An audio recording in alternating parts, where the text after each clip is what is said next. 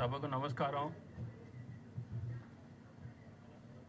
సరిగ్గా 50 ఏళ్ల క్రితం అంటే 1974వ సంవత్సరం మా నాన్నగారు మా దివంగత అన్నగారి పేరున శ్రీ నందమూరి రామకృష్ణ గారి జ్ఞాపకార్థం నిర్మాణ సంస్థ స్థాపించారు.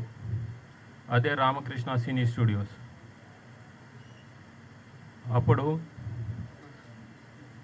ఇప్పుడు ఈ రామకృష్ణ సినీ స్టూడియోస్ కూడా 50 వసంతాలు పూర్తి చేసుకుంది. అది ఎవరికి మీ అందరికీ గుర్తు చేస్తున్నాను.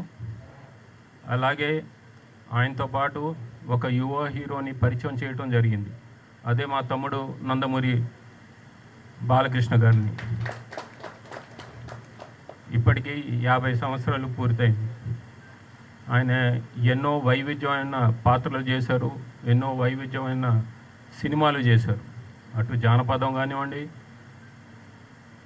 మైథలాజికల్ కానివ్వండి, పౌరాణికం కానివ్వండి, లేకపోతే సాంఘికం కానివ్వండి, ఎన్నో వైవిధ్యమైన పాత్రలు వేశారు ఆయన.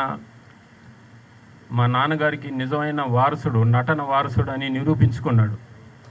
మా నాన్నగారు కూడా ఈ ఇండస్ట్రీలో ఎన్నో పాత్రలు వేసి, ప్రతి నాయకుడి పాత్రను కూడా వేసి జనాన్ని మెప్పించాడు ఆయన.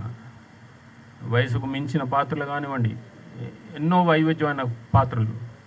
అలాగే మా తమ్ముడు బాలకృష్ణ కూడా అదే దారిలో ఆయన నటవారసుడిగా ఇప్పుడు ఆయన వేసిన పాత్రలు ఆయన ఒక్కడు తప్పితే వేరే నటుడు ఎవరు వేయలేరు. అంటే ఈ సాంఘికంలో కానివ్వండి, జానపదం, పౌరాణికం, ఎన్నో పాత్రలు వేశాడు ఆయన. నిరూపించుకున్నారు. ఆయనకు ఆయనే సాటని నిరూపించుకున్నారు. అలాగే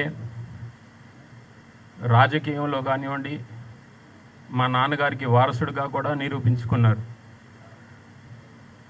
ఆయన హిందూపూర్లో హ్యాట్రిక్ విజయం సాధించారు. మా నాన్నగారు ప్రాతినిధ్యం వహించిన హిందూపూర్ మా అన్నగారు నందమూరి హరికృష్ణ గారు కూడా ప్రాతినిధ్యం వహించారు.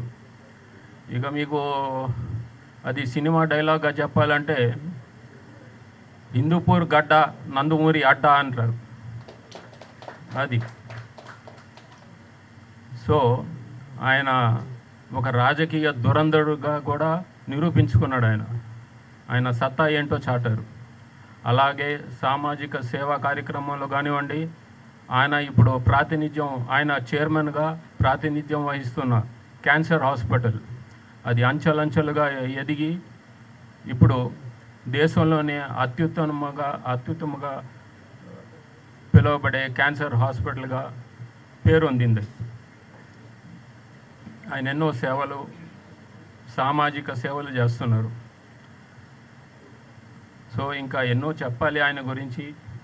బట్ ఇది పరిచయ వేదిక అంటే తెలుగులో చెప్తున్నాను. అదే మీ ఆంగ్లంలో అయితే ఇది కర్టెన్ రైజరు, టీజరు, లేకపోతే ట్రైలరు. సో అన్నీ ఇప్పుడే చెప్తే అది కాదు. సో ఎలాగైనా ఈ సినిమా ఇండస్ట్రీ ఆయన్ని ఘనంగా సత్కరించాలని పూనుకుంది. అది ఈ మంత్ ఎండ్ సెప్టెంబర్ 1 నాడు చేస్తున్నారు. సో ఆ విషయాలన్నీ ఆనాడు తెలియజేస్తాను. ఇప్పుడే చెప్తే థ్రిల్ ఉండదు. అది సో ఇంకా మిగతా విషయాలు, ఆ కార్యక్రమాలకి సంబంధించిన విషయాలు చెప్పడానికి కమిటీ సభ్యులు ఉన్నారు. వారందరికీ ఇది థ్యాంక్స్. జై ఎన్టీఆర్, జై Hind. Thank you sir, thank you so much sir. మీ ఇద్దరి ఆశీస్సులతో ఈ కార్యక్రమం ఎంతో వైభవంగా జరగాలి మనస్ఫూర్తిగా